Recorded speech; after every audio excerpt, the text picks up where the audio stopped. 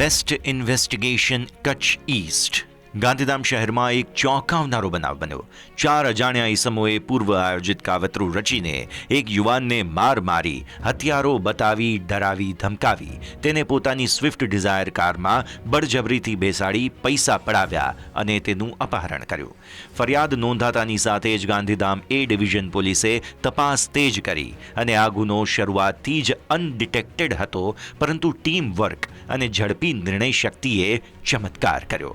LCB PI Shri N Chudasama, Gandhidham A division police સ્ટેશનના PI Shri MD Chaudhary, ASI Chetan Parmar, Ramesh Meniya, police constable Harpalsinh Gohil અને જયદીપસિંહ ગોહિલે સાથે મળીને આ ઓપરેશનને પાર પાડવામાં સફળતા મેળવી અને તમામ પાસાઓને જોડીને માત્ર થોડા કલાકોની અંદર જ ગાંધીધામ એ ડિવિઝન પોલીસે અનડિટેક્ટેડ ગુનો ડિટેક્ટ કરી 4 આરોપીઓને ઝડપી પાડ્યા અને સમાજમાં સુરક્ષાનો સંદેશ પણ આપ્યો.